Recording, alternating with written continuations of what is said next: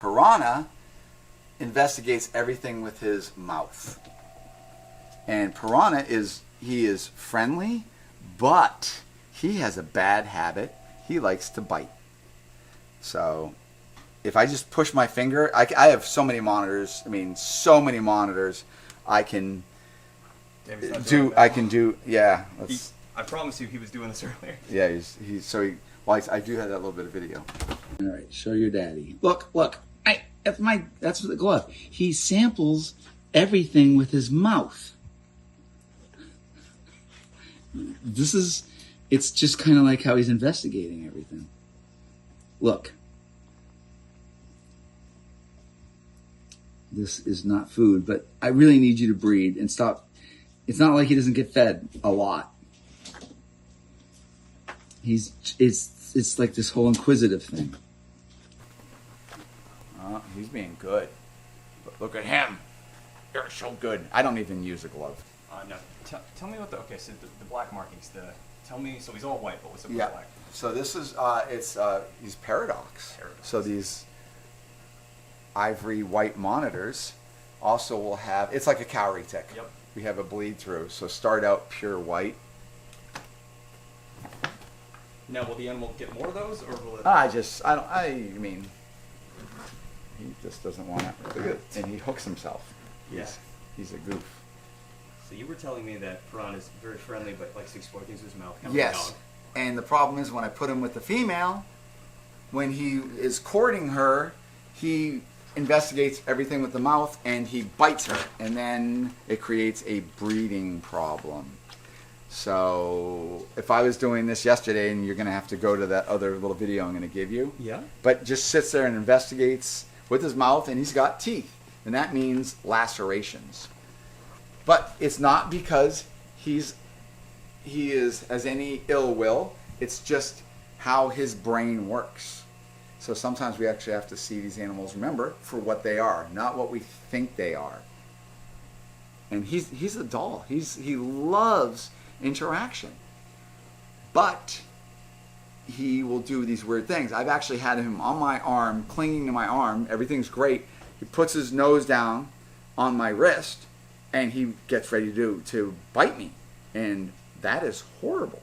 And so you have to be aware. And I showed this with the emerald tree boas.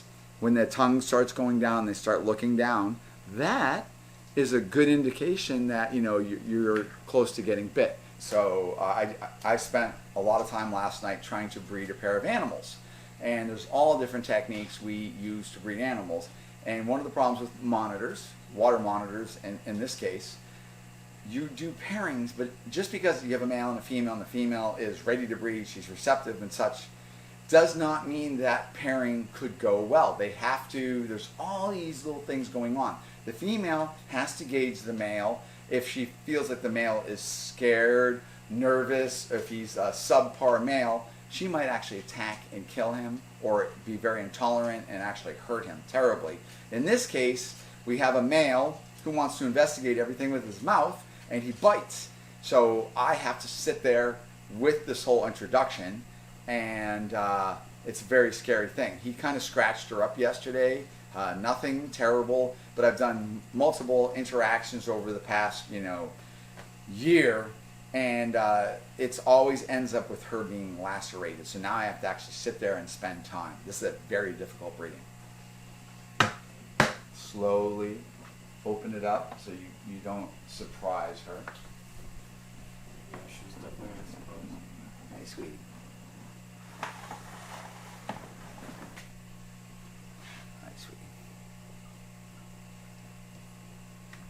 So she's very upset with me because I keep introducing. I introduce a jerk. He's amorous, and he just sits there and he claws and whatever. What does amorous mean? He is just all about it. He's all about whatever. Problem is he's got claws and he's got teeth, and she doesn't do anything. And when I put him in there with her, he just gets to be a little much sometimes. So you're a horrible matchmaker, is what you're I'm a horrible matchmaker, but I I'm really trying to get this breeding. This is the ideal breeding that I'm desperate to actually have. Now, is she a little bit more skittish than he is? Well, she's usually really good, but the problem is he keeps doing things to her. She's good right now, as far as no injuries. But in the past, when I go through this, she knows that I'm going to introduce a jerk to her. I was, like the last breeding was a big fail because I couldn't do the introduction without him becoming too amorous and doing these little love bites. But the love bites are no joke, and just didn't work because I was worried about her safety. All right, so this is an ivory water monitor. This is super rare. I'm dying to make the little white babies, and it's a project I don't really even talk about. Obviously, I have a lot of projects I don't tend to talk about, and I don't, I'll show off hopefully to the world after I get to the culmination of these genes. But this is her. Go down to her. Sorry. She was a very slow transition from being an imported animal to actually being a workable animal. This is a smaller growing locality too, so this is never going to be. This is an adult female, and you can see the size. She's got dirt on her, but it's a white water monitor, and she's a good animal. Now, albino and white. Yeah, this is completely different. Absolutely different genes. Okay, I just want to make that clear. Yeah, albinism is the control for melanin that is actually shut off. So you're seeing an animal that has pigment with the absence of melanin. That is amelanistic albino. T-positive albino is, once again, the absence or near absence of melanin. So the melanin control that causes the proteins for melanin is on just a little bit, and it's allowing a little bit of melanin. So that's why I look at a T-positive water monitor versus amelanistic T-negative albino. When you see them side by side, they look very different. But as they grow, they often become very interchangeable, and you're like, well, is that a T-positive or a T-negative? And they look pretty much the same. You want to eat an egg? Shall we? Hard-boiled eggs. The wonder food for monitors, you would say? Yeah, they like them. We'll see. She's probably a little freaked out, but I want to give her a treat. So in this case, I'm trying to breed her, so I want her condition to be excellent. Calcium is wonderful. Remember, calcium is super essential for beyond building bones and the density of bones. It's actually also used during the digestive process, because all the stomach acid is actually neutralized by calcium then being dumped in after digestion is ended. I don't know how to think to speak this up.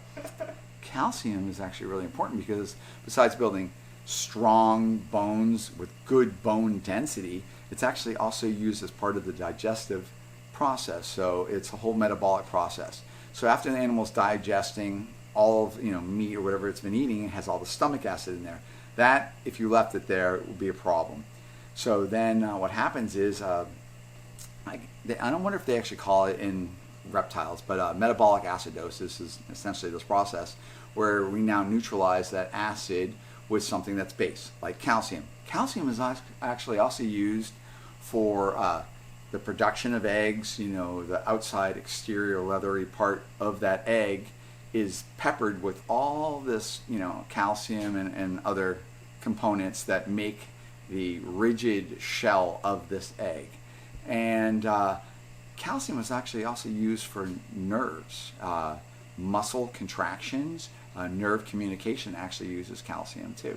So anyways, we want her, she's developing follicles, so I want to keep her conditioned, so I'm actually including the calcium of this chicken egg. Can you grab this one slowly? Yeah. There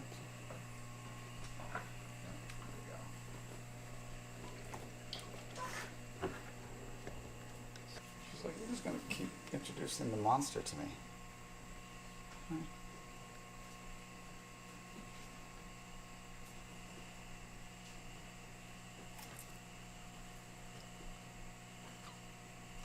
Kevin's doing everything he can to not go over it and go in front of it. Yes, exactly. She's just freaked out. She's not in her normal cage, which is her home, and it's her safety. And we just have to work. And this is an animal that's more important not to fully socialize, just have her health and her comfort to be addressed, not Kevin's personal need to go and play kissy face with every single animal. Which is the thing. So she could be done at that point. That could be it. Let me see. Want more?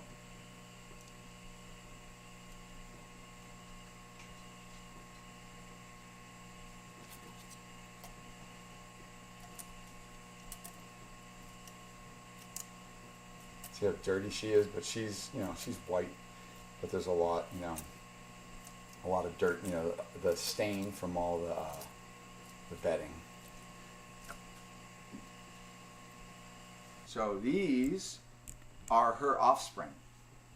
When you say who are we talking The about? Snow White, the white monitor. Okay. These are her little kids.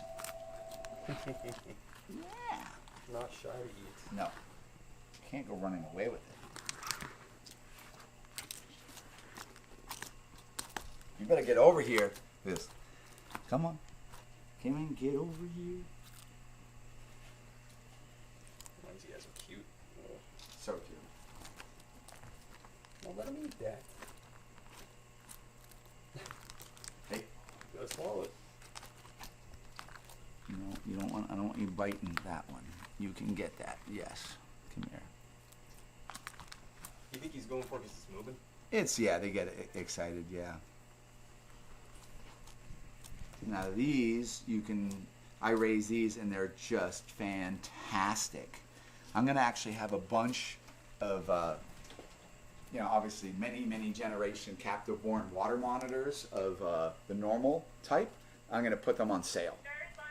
So a lot of people, because I have a lot of monitors, and I want to get more and more people to realize how wonderful they are once they're these sensational, thinking, super sweet animals, and they are. Want to put that? Get over here.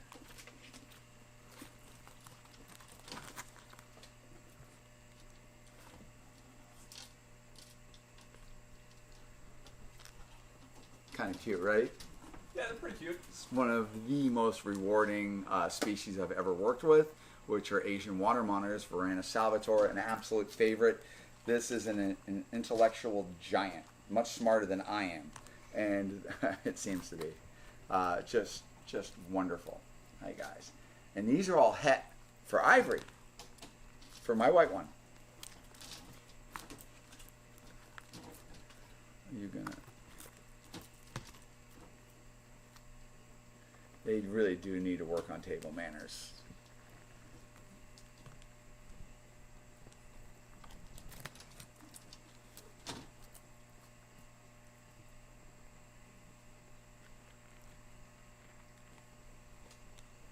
Another thing I like to point out too about these guys, I've been working on breeding smaller growing Asian water monitors. That means that they're, giant noted sizes that we see with the Sumatrans and Sri Lankan and all that, which are just, it's the smaller cousin of a Komodo dragon. I'm working on ones that have a smaller captive max length, and a lot of times that has to do with dealing with genetics, dealing with locality genetics and such. So I have been working to line breed smaller growing animals. So no, we don't bite. That is, hey, stop. It's amazing how they can, like, that doesn't even really do anything to them. Can you get that?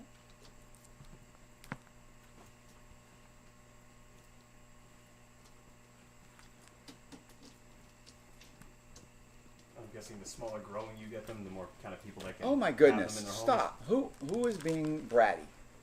You. Stop. Nope. That's yours.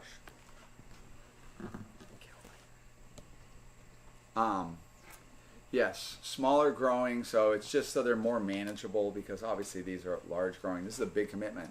I've had one of my females live over 23 years. How So if you're gonna get one of these as a pet, make sure you're ready to take care of it for. But it also helps the smaller stuff. Come here. See, that's my hand.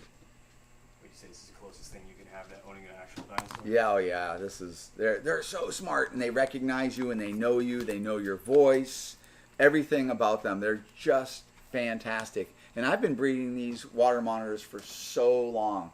So we're up to 6 generations removed from the wild, just line breeding them for their genetic attributes plus personality.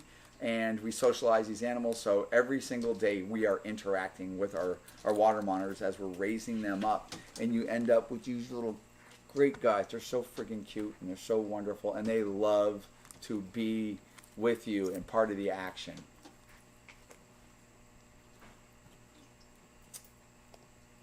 Come here.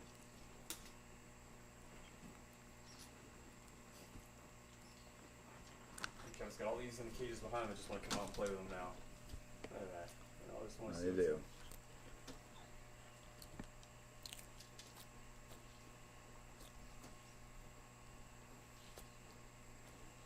All right, you guys have succeeded in making a big mess. That's my hand. And just update on the really cool video we keep saying we're gonna post. We don't. It got demonetized again. So Yeah, we're it's been weeks. So 13 days. I was trying to do some fixing some reptile related problems and show you some different ways to actually manage, because when you keep a lot of reptiles, you're always going to actually encounter different problems, which a lot of times getting a vet on your side, getting a vet that knows who you are, that will work with you is great. But a lot of times people don't have that, or you have a vet that doesn't know anything about reptiles, and so some of this stuff will actually help you fast track what the problem is and what's the possible solution. But anyways, we're gonna put these guys away, and they're so cute. Look how lovely and wonderful you are. And he's like, I only care about food. That's all I want. I just want food. All right. Thanks for watching, guys. Say goodbye. Bye, guys.